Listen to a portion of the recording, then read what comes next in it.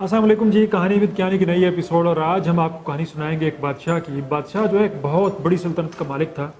उसके पास बहुत सारा ख़जाना था, बहुत सारे मुलाजिम थे, सब कुछ था जो एक बादशाह के पास हुआ करता है। लेकिन उसके बावजूद बादशाह के दिल में कहीं ना कहीं एक कमी का एहसास, एक खफगी सी रहा करती थी। बादशाह जब अपने आसपास नजर दौड़ाता था तो अपने खादमों को, अपने मुलाजमों को देखा करता था महल में कि वो बहुत ज़्यादा खुश हैं। अब बादशाह इस बात को समझ नहीं पा रहा था कि मेरे पास सब कुछ है और उसके बावजूद कहीं ना कहीं किसी कमी का एहसास है, और मेरे मुलाजिम जो हैं उनके पास मेरे मुकाबले में कुछ भी नहीं है, लेकिन उसके बावजूद बहुत सरशारगी की कैफियत में नज़र आते हैं, बहुत मुतमईन नज़र आते हैं। बादशाह ने अपने सबसे सियाने वज़ीर को बुलाया और उससे कहा कि यार मैं इस बात को समझ नहीं पा रहा, मुझे समझाओ कि मेरी ये हालत क्यों और मेरे मुलाजमों की ये हालत कैसे है। वज़ीर ने कहा कि आपके मुलाजमों की हालत भी आप जैसी कर देते हैं, आप एक काम कीजिए कि आप इनके ऊपर 99 का कानून अप्लाई कीजिए। बादशाह ने कहा ये 99 का कानून क्या है?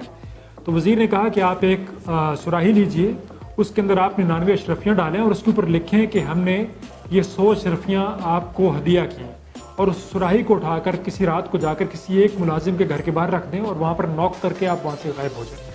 बादशाह ने बिल्कुल ऐसे ही किया। एक सुराही ली, उसके ऊपर लिखा कि ये 100 अशरफियाँ आपकी खिदमत में हाजिर हैं, और एक मुलाजिम के घर के बाहर गया और वहाँ पर उसने उसको रखा और वहाँ पे नॉक करके गायब हो गया। वो मुलाजिम साहब चैन की नींद सो रहे थे, नॉक हुई, बाहर आए, देखा जी दरवाजे के बाहर एक सुराही पड़ी हुई और उसके ऊपर लिखा हुआ इसके अंदर 100 अशरफियाँ हैं।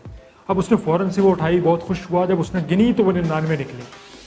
अब उसको ये टेंशन शुरू होगी कि एक अशरफी जो है वो शायद रखने वाले से इधर उधर कहीं गिर गई।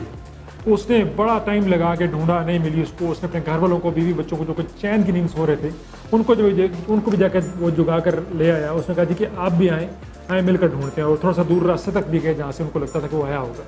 उनको नहीं मिली, सारी रात वो लग रहे, उनको अशरफी नहीं मिली। आखिर पे वो आपस में लड़ झगड़ कर एक दूसरे को सुस्त और काहिल और निकम्मा कह कर दिया, वो सो गए। लेट सोए थे, सुबह जल्दी उठना पड़ा। जब अगले दिन बादशाह ने देखा मुलाजिम को महल के अंदर, तो मुलाजिम जो है वाज़े तौर पर परेशान था, उसका जहन कहीं और था, और वो एक अशरफी के बारे में शायद सोच रहा था और पूरी रात की नींद भी नहीं कर पाया था।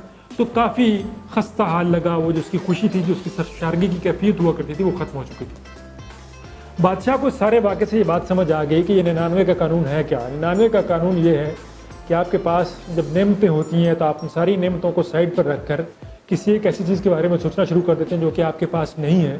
तो फिर आप अपने दिल का सुकून, आप अपनी राहत जो है उसको कॉम्प्रोमाइज़ कर रहे होते हैं। तो बादशाह ने इससे ये सबक सीखा कि जो चीज़ें हैं उनको एंजॉय करते हुए, उनके लिए शुक्रगुजार रहते हुए अगली चीज़ों की कोशिश करना जो है ये तो दुरुस्त चीज़ है, लेकिन जो है उनको बिल्कुल भुलाकर, उनको साइड पर रखकर, उनके बारे में नाशुक्री का रवैया अपनाकर अगली चीज़ों के लिए जब हम कोशिश करेंगे तो हमारा दिल खफगी भी महसूस करेगा और कमी का और एक खालीपन का एहसास भी महसूस करेगा। तो इस एहसास से बचने के लिए ज़रूरी है कि हम 99 के कानून से बचें और इस बात को याद रखें कि ज़िंदगी में सबसे बड़ी जो ख़जाना है वो शुक्रगुजारी का है। जब ये हो और उसके बावजूद उसके होते हुए हम अगली चीज़ों के लिए कोशिश कर रहे हों तो फिर ज़िंदगी ज़्यादा बेहतर होती है। अगर शुक्रगुजारी ना हो, जो चीज़ें मौजूद हों उनके लिए, और हम मज़ीद के लिए कोशिश कर रहे हों, तो वहाँ पर हमारे दिल जो है वो तंग महसूस करते हैं, परेशान महसूस करते हैं। तो ख़ुद को भी परेशानी से बचाएँ और अपने आसपास लोगों को भी परेशानी से बचाएँ। 99 के कानून को याद रखिएगा। मैं अपने ऊपर अप्लाई करूँगा, आप अपने ऊपर अप्लाई कीजिए। Thank you.